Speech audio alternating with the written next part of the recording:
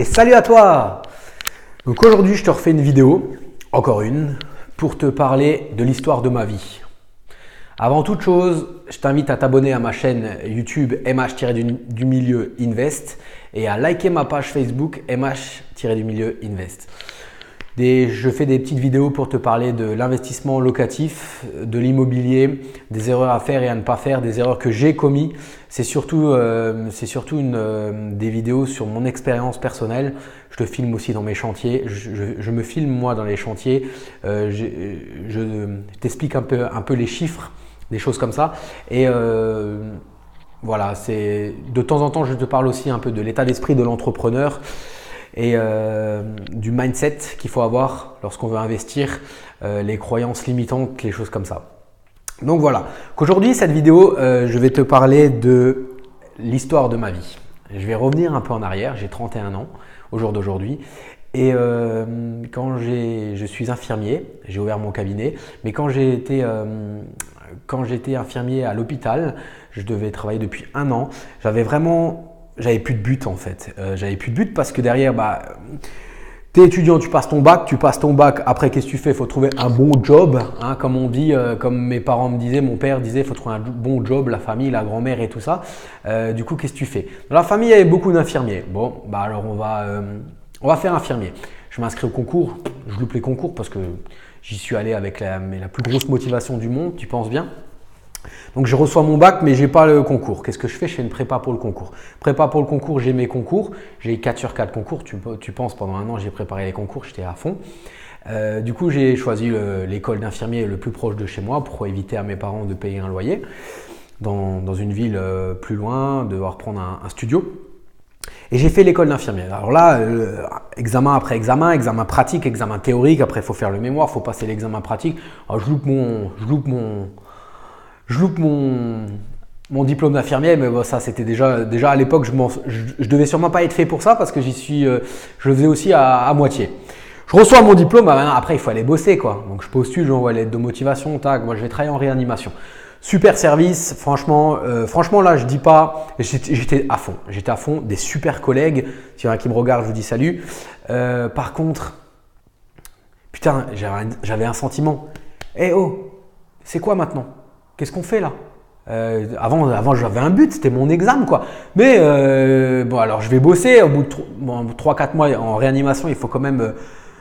c'est dur au début, hein, donc il faut du temps avant de se former. Mais après, j'ai commencé en mai, au mois de août-septembre, j'étais là, qu'est-ce qu'on fait maintenant là? C'est quoi le truc là? Qu'est-ce qui se passe? Et pendant 1 an comme ça, j'étais pas bien psychologiquement parce que je n'avais pas de but, j'avais pas d'objectif. Et franchement, je crois que limite j'étais un peu même dépressif parce que j'avais pas une trajectoire, j'avais pas un lieu où aller. Et je ressentais vraiment ça. Alors j'ai couru. Je savais pas quoi faire, alors je courais. Je courais pendant des fois 1h30 hein, sans m'arrêter. Je courais. Et je me suis blessé, problème musculaire, parce que je courais mais en même temps je jouais au foot et je faisais de la boxe. Donc je pouvais pas tout faire. Je pouvais plus courir, pubalgie, 6 mois d'arrêt, après 6 mois de repos, hein, je travaillais quand même, mais 6 mois où je pouvais pas courir, après il fallait que je me fasse opérer. Mais alors là j'ai dit non, là je commençais à tout doucement devenir dépressif. Et je me suis dit, je vivais chez mes parents, je travaillais donc là, par contre j'étais en colocation avec mon frère dans un appartement, mais je vivais chez mes parents le week-end, quand je travaillais je dormais chez mon frère, avec mon frère, dans le même appart que mon frère, et là je me suis dit, ah, tu pourrais t'acheter ta résidence principale, hein, tu vas avoir 24 ans. 24 ans, tu pourras acheter ta résidence principale. Et là, j'ai commencé à visiter, je suis allé voir un agent immobilier que je connais, qui habite dans mon village. Et je lui ai dit, bon, il m'a tout de suite trouvé, il avait quelque chose qui rentrait dans mes projets. Je dis, soit quelque chose de tout neuf, où je rentre avec mes valises, soit peut-être à rénover, comme mon père, c'est un grand bricoleur, il sait tout faire. Du coup, il m'a tout de suite dit, attends Michael, j'ai quelque chose pour toi, il m'a trouvé le truc. Et… là, c'était le déclic. Là, c'était bien. Là, c'était cool. Alors, il me dit, écoute, je te donne le numéro de téléphone d'un courtier. Tu as déjà fait un prêt? Moi, non, jamais fait de prêt. J'avais acheté ma voiture cash à l'époque.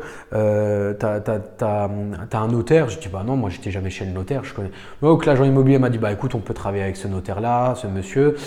Tiens, appelle ce courtier en prêt immobilier. Il trouve des taux à fond. Donc, j'ai appelé ce courtier. Il m'a trouvé des super taux, je me suis lié d'amitié avec lui. Sur mes investissements, mes derniers investissements à but locatif, j'ai toujours travaillé avec lui, c'est quelqu'un au top. L'agent immobilier aussi. Le notaire aussi, en fait, j'ai gardé tout le monde. Hein. Les trois, là, je les ai tous gardés au final. Et là, c'était bon. Là, j'avais un but. J'avais un projet, quoi. C'était vraiment d'acheter cette maison et de le rénover. Ça a duré 3 ans quand même, hein, la rénovation, parce que avec mon père, on a tout fait tout seul. On a juste fait faire la chape, changer les fenêtres. J'ai fait intervenir, mettre des Velux dans les combles. J'ai fait deux pièces dans le grenier, mais j'ai vraiment fait tout seul, et ça a duré quand même 3 ans. Mais là, au moins, j'avais un but. Et une fois que j'avais tout fini, j'avais en plus rencontré la femme de ma vie. J'ai emménagé pendant les travaux, j'ai rencontré la femme de ma vie. Donc après, quand la maison était finie, comme elle était locataire, moi j'étais propriétaire de ma résidence principale. Et on a emménagé ensemble. Et c'était après, par la suite, c'était le déclenchement parce que 2-3 mois avant d'emménager, j'avais déjà fait un autre projet. J'avais entrepris d'ouvrir un centre de diététique et donc un commerce avec des diététiciennes qui travaillent dedans. Et donc voilà, c'était pour l'histoire, la petite histoire du jour. C'était pour dire que derrière, moi je fonctionne comme ça. Et je pense que pour certaines personnes aussi, on dit toujours, j'avais l'impression que le train de la vie avançait et que moi j'étais sur le quai de la gare, que je regardais le train avancer, les gens, des amis, la famille qui étaient dedans, eux ils avançaient, mais moi je faisais du surplace, quoi. Et en même temps, non, parce que je regardais pas, j'étais infirmier quand même, je travaillais en réanimation, j'étais fonctionnaire, c'était pas trop mal. Du coup, j'avais pas cet état d'esprit de regarder déjà ce que j'avais, parce que j'avais déjà énormément, mais moi j'avais cette sensation de faire du surplace. Donc voilà, il faut se projeter aussi, il faut avoir des buts, il faut se lancer, il faut aussi parce qu'on se sent mieux quand même quand on est en chantier. Quand j'étais en chantier, des fois j'en avais marre parce que comme on a fait tout seul, ça mettait du temps. Des fois on était 2 au chantier, j'étais tout seul au chantier. Des fois j'avais des copains qui venaient, ça avance un peu plus vite. Mais je veux dire, au moins on a un but. Et je pense qu'il faut préparer. C'est comme les gens qui arrivent à la retraite et qui préparent pas à leur retraite. Il y a beaucoup qui deviennent dépressifs. Il faut préparer parce que du jour au lendemain on n'a plus rien à faire.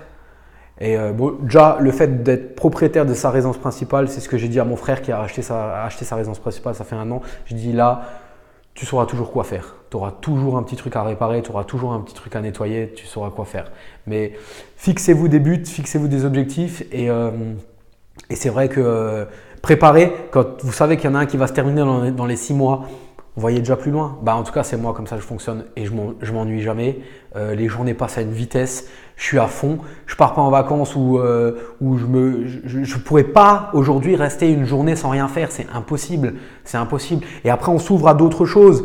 J'ai acheté des livres. Il faut que je me prenne 1 heure. Des fois, je me bloque juste 1 heure pour lire ou j'allume plus la télé. Mais voilà, parce que derrière, j'optimise tout mon temps et ça, c'est important. Étape après étape. Et en fait, après, on retourne. Là, on est fin 2017. C'était quoi fin 2016? Est-ce que tu as avancé? Est-ce que tu n'as pas avancé? Est-ce que professionnellement, il y a des choses qui ont changé? Est-ce que dans ta vie personnelle, il y a des choses qui ont changé? Est-ce que tu voudrais plutôt être en 2016 ou plutôt en 2017? Voilà, moi je suis content d'être où je suis aujourd'hui et je trouve que l'année 2017 a été très bien et je vais faire en sorte que l'année 2018 soit encore meilleure, voire pareil. En tout cas, toujours en gardant bien à l'esprit que il faut que tout le monde reste ma famille, mes proches restent dans de bonne santé, parce que ça c'est important aussi, mais pas juste à Nouvel An dire bonne année, bonne santé et après on ne fait pas. Non, il faut avancer dans la vie, il faut se fixer d'autres objectifs. Voilà, j'espère que cette petite vidéo t'aura plu sur l'état d'esprit, sur la petite histoire de ma vie de mes 21-22 ans jusqu'à mes 29 ans. Mais là maintenant je sais exactement comment je fonctionne et moi j'ai toujours besoin d'avoir toujours un autre.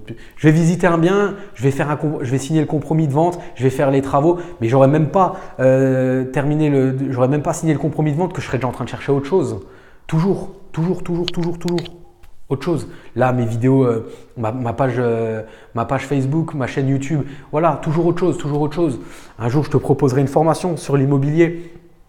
comment monter un dossier bancaire, comment négocier. Voilà, c'est ce qui m'anime en fait, hein, et t'apporter de la valeur aussi. Donc voilà, je te dis merci d'avoir regardé cette vidéo jusqu'au bout. Abonne-toi à ma chaîne YouTube et like ma page Facebook MH-Invest.